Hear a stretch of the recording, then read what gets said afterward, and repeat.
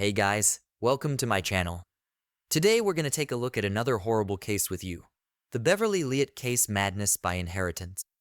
When a favorite son becomes an executioner, genetics, unfortunately, is inextricably linked to many diseases that are inherited. These include some mental disorders. However, even an existing predisposition is only a risk and probability, not a guarantee that the child will inherit this or that ailment. Naturally, every parent hopes that their children will take from them only the best, and that diseases will bypass their offspring. Many experts say that there are no specific genes for the transmission of mental illness. That is, no one gene is necessary or sufficient to provoke the disease. Nevertheless, mental illness tends to run in families. This is exactly the problem faced by our heroine today, Beverly Liot, who sincerely believed that her children would not be affected by such an affliction. Indeed, Beverly's daughter grew up a perfectly healthy and balanced woman. But the son apparently took a double blow, which he blamed solely on his mother. It should be noted that the presence of a mental disorder did not affect the intelligence of this guy. On the contrary, he was very clever and calculating, which made the atrocities committed by him even more sickeningly creepy. Who is Beverly Liot? Beverly Liot was born on the 1st of October, 1956, in the capital of Colorado, a picturesque metropolis called Denver.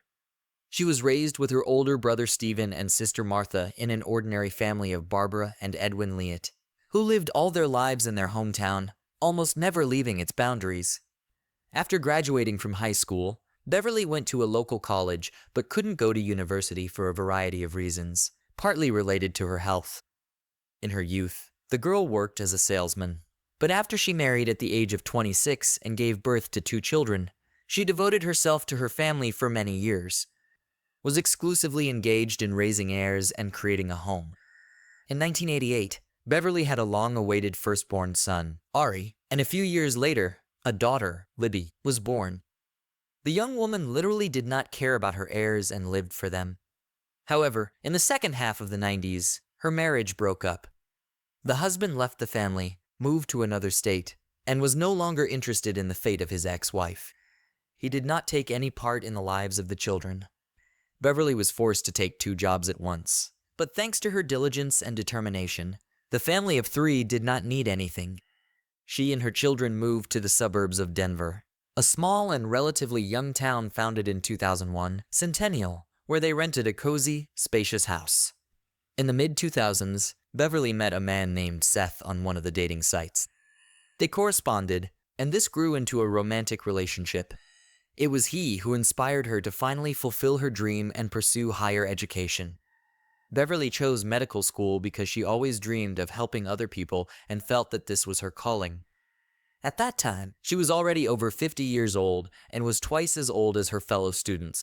However, she easily found a common language with them and is remembered by all as a sociable, attentive, and responsible miniature brunette who was nicknamed Caring Angel. Beverly and Seth's romance lasted about 5 years before the couple decided to officially legalize their relationship. For both of them, the step was a serious one, but they were ready for it. Beverly was happy as she finally had a college degree, a better-paying job, and was about to marry the man she loved. Her children were old enough by then to be on their own, but her son Ari was a source of genuine anxiety and apprehension, and there were a number of good reasons for that. A hereditary disease was a sensitive issue in the family that they tried hard to hide from others and never discussed with outsiders. Beverly and her sister Martha suffered from bipolar affective disorder, characterized by frequent changes in mood phases from manic to depressive. From time to time, the disorder was exacerbated. If Martha experienced minor discomfort associated with this disorder and the prescribed medication quickly gave positive results, Beverly sometimes needed hospital treatment because she was on the verge of voluntarily taking her own life. It was for this reason that she was unable to go to university in her time, and for the same reason, her marriage with the father of her children broke up. It is also worth noting that her mother, Barbara, too was subject to prolonged depression in her 40s. At that time, no one provided qualified help, and so she was forced to fight her illness on her own for almost all her life. Beverly was sure that the mental disorder in their family was transmitted exclusively through the female line because the disease manifested itself in her mother, her, and her sister, While her brother Stephen remained completely normal in this regard, Beverly feared for the health of her daughter Libby, but the disease bypassed her, hitting with redoubled force on Ari. The special child. From early childhood, Ari was a rather strange, withdrawn boy, prone to tantrums. At the age of 5, he was diagnosed with autism, and later, a whole host of other mental disorders and abnormalities were added.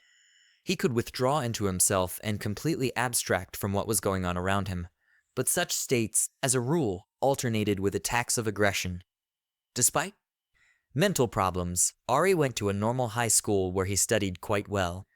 He found the exact sciences, particularly chemistry and physics, easy. The boy easily solved complex problems, and most calculations were made in his mind. His intelligence was above average, but his social and communication skills were practically absent. Classmates avoided the strange and unsociable peer or simply mocked him. Ari had no friends at all, was not eager to learn about the world around him, and was aggressive and violent, which manifested itself in cruelty to animals and attacks on other children. The boy was repeatedly hospitalized and prescribed medication to correct his condition. But at home, he usually stopped taking the prescribed medication and soon returned to his previous state. His parents tried to control him to take the necessary pills, but the older he got, the more difficult it became. Difficult it was to do so. He did not know how to ask or talk calmly, and he always got what he wanted with tantrums. The boy could shut himself in and not talk to anyone for weeks, but could talk for hours to himself or to some imaginary interlocutor. In periods of aggravation, he became dangerous to others, and his relatives sometimes insisted on his compulsory hospitalization. A dangerous teenager. As a teenager, Ari learned that his mother, aunt, and grandmother also suffered from mental health problems, and his mother had to be hospitalized at times. During that period, Ari literally hated his mother and blamed her for all of his troubles. He believed that she had awarded him with a disease that was ruining his life. The young man became increasingly uncontrollable. He threatened his loved ones with violence and constantly wondered why his own sister cursed the family by being with him. Under the same roof was becoming unsafe, and the father could not stand the head of the family. He filed for divorce and literally escaped. Despite his diagnosis, Ari was easily able to enter the university, receiving a high passing score. However, the guy was expelled in his first year after he brought a homemade firearm to the institution and threatened a fellow student with death. At that time, he was arrested for the first time, but only got off with an educational talk, confiscation of the weapon, and expulsion from the university. About a year later, the police were contacted by Beverly and asked to come to their home immediately to subdue her son, who was threatening to kill her and her daughter and appeared to be very serious.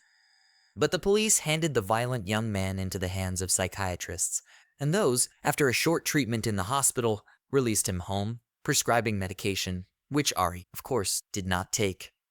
Ari was 18 years old when Beverly met Seth and began dating him. Soon, the couple decided to live together, but Ari from the very beginning took his mother's new chosen one in the bayonet. He tried in every possible way to get him out of the house, threatened, scandalized, and even started fights. The appearance of another man in the house, the young man perceived as a personal insult and betrayal by his mother. Seth, as best he could, tried to support his beloved. He looked for specialists who could help the young man, paid for his treatment in clinics, but the more he tried, the more Ari hated him. The very thought of this man becoming his stepfather and part of their family frightened and depressed Ari, making him aggressive and dangerous. Seth repeatedly told his wife that her son was old enough to live on his own. He could study or work and be like everyone else if he took his medication properly. Beverly herself was well aware of this, but she loved her son and could not leave him or kick him out, so she continued to endanger her own life. As time went on, the young man's hobbies became more and more bizarre, sophisticated, and dangerous. He had a weakness for weapons and, to be more precise, was literally obsessed with them. In the basement of his own house, he collected homemade firearms literally from improvised materials, as they say, on his knees, which once again proved that the guy was very smart, clever, and enterprising. But Ari was not limited to one weapon and got the idea to create an explosive device. He found all the information he was interested in on the internet, bought or ordered the components he needed, And the substances he couldn't get he decided to synthesize at home himself using his deep knowledge of chemistry. The mother found her son in the backyard of the house. Beverly was suspicious, and since her son did not answer questions and behaved strangely, she immediately called the police. As it turned out, she did it in time because during the search, the police found in the house an almost ready bomb. In addition, they found and confiscated a modified rifle, several pistols assembled from parts of different models, a silencer, and a lot of spare parts for weapons. When Ari's computer search history for the past few months was reviewed and studied, the FBI became seriously interested in the young man as they suspected that he was preparing a large-scale crime. In addition, in Ari's room on the shelves were numerous jars of poisonous substances, including arsenic and potassium cyanide. He himself could not clearly explain why he had purchased them. The young man was arrested the same day, but was only charged with a misdemeanor possession of weapons and careless handling of dangerous chemicals that could cause death or serious injury.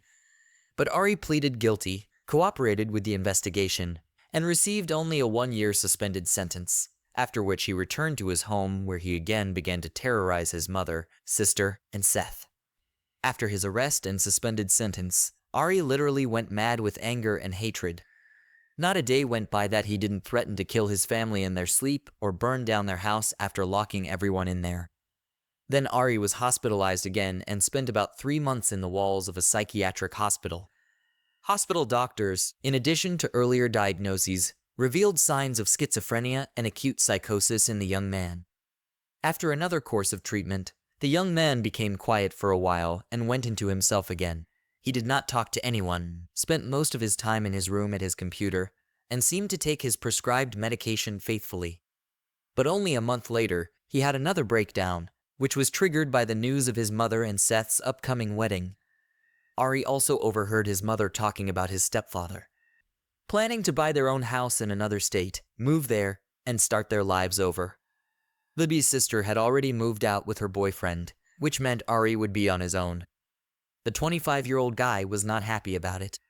The young man literally went crazy. He threw his mother a tantrum, screamed, waved a knife in front of her, threatened to kill her, and make sure that the body would never be found. Beverly immediately called the psychiatric hospital, told them everything, and asked for her son to be forcibly hospitalized again. But the attending physician was dismissive of her request, believing that there was no reason to do so and that the last course of treatment had yielded positive results, so that Ari, in his opinion, did not pose a threat to others. That same evening, Beverly had one last conversation with Seth, who was in another city for work and was unable to come to her immediately. Beverly's mysterious disappearance on the 14th of October 2012, less than 2 weeks after the woman celebrated her 56th birthday. She mysteriously disappeared. She failed to turn up for hospital duty that day, something that had never happened before. Colleagues were the first to sound the alarm after failing to call his lover and receiving no response to his numerous messages. Seth dialed Libby's number to find out when she had last spoken to her mother. As it turned out, Libby had also been trying to call her unsuccessfully since morning. Seth called the house phone, and what he heard horrified him. The phone was picked up by Ari, who unsuccessfully tried to copy his mother's voice, pretending to be her and claiming that she was fine. Seth immediately contacted the police and asked them to send a unit to their home as soon as possible. However, when the police arrived, they found that no one was home, and they could not find a good reason to break in at that time. Therefore, the only attempts made that day were to trace Beverly's phone signal and check her bank card activity. Since Beverly's car was also missing, it was put on a statewide manhunt, and it was the vehicle that led to a lead just 2 days later when a patrolman spotted it in a Denver suburb and decided to check the paperwork and see if it was the right car. A creepy find in the boot. The car seemed strange to the police officer even before he checked the license plate number and made sure it belonged to the missing woman. When the last doubts were gone, the police officer approached the driver and asked for identification. The driver was a young man with long hair that partially covered his face. He was visibly nervous, and when he was asked to show his documents again, he simply pushed the throttle to the floor, sped off, and sped down the road at full speed.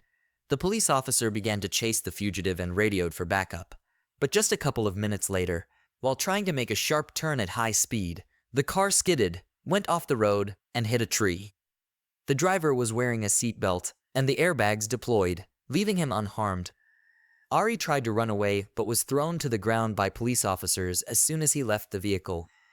On examining the vehicle, the police found several large sealed plastic containers in the boot of the vehicle, which they opened to their shock and horror. Inside were fragments of a dismembered female body covered with a strange-smelling murky liquid. The interrogation and the killer's attempts to evade responsibility. Once Ari was brought to the station for questioning, he stated that he had schizophrenia, autism, psychosis, and bipolar affective disorder, as his psychiatrist could confirm. He also added that he was unable to distinguish between right and wrong because of his diagnosis, so he did not know what he was doing. He then asked whether he would be tried if his diagnosis were confirmed and what punishment he would face. Ari categorically refused to plead guilty. During interrogations, he would call himself a god or claim that he was possessed by demons and needed the help of an exorcist. At times, Ari's speech became incoherent, as if he began to talk to an invisible interlocutor, completely ignoring the police. The psychiatric examination confirmed that the accused indeed suffers from a number of mental disorders, but at the same time, it was proved that he is quite able to give an account of his actions. Also, during the interrogations, the psychiatrist who observed the guy's behavior concluded that even when talking to himself, he always listened attentively to what was being said to him and what questions were being asked. This was evident from his reactions, clarifications, and sudden mood swings. The main reason why Ari was so vividly and demonstratively showing his insanity was an attempt to avoid severe punishment and minimize his responsibility before the law. He was clever and intelligent enough, so he tried to confuse the investigation and convince others of his insanity.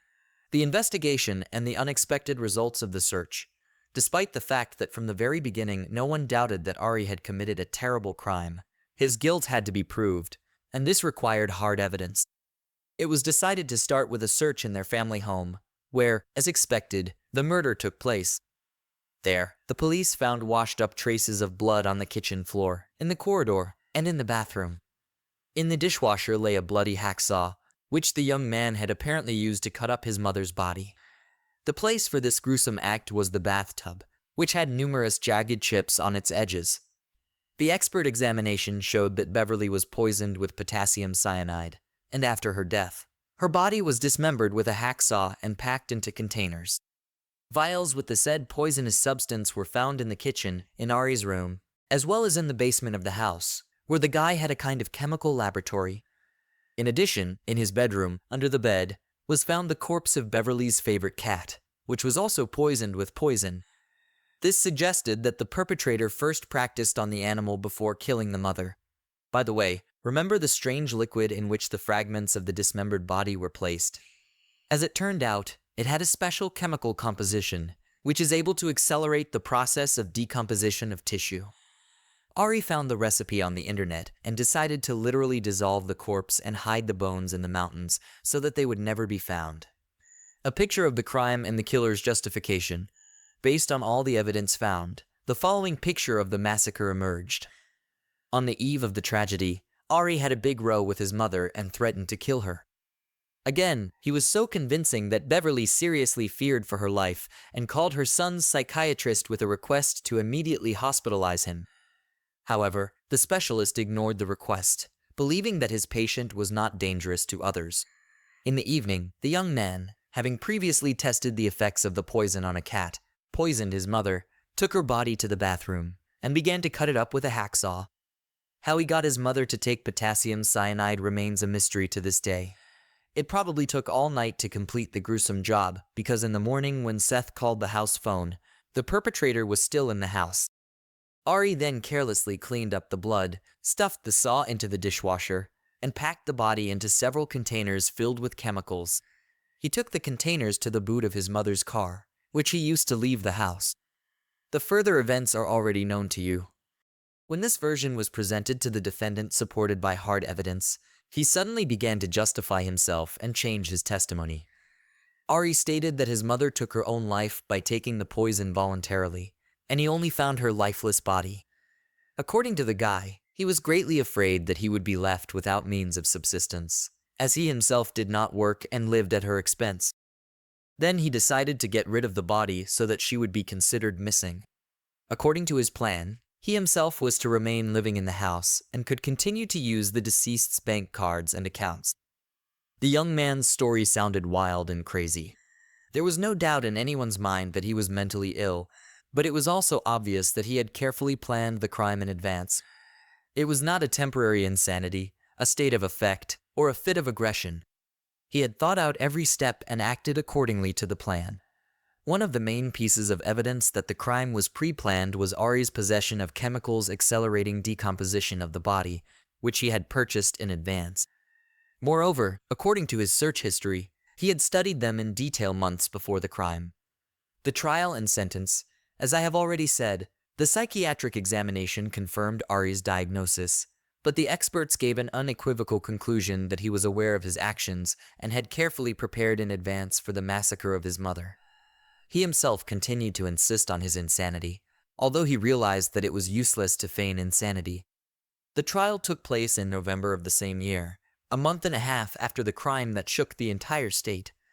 Lawyers desperately tried to prove that the defendant cannot be criminally responsible because of his illness and needs treatment. Ari himself claimed that his mother hated him so passed the hereditary disease to him, while his sister was completely normal.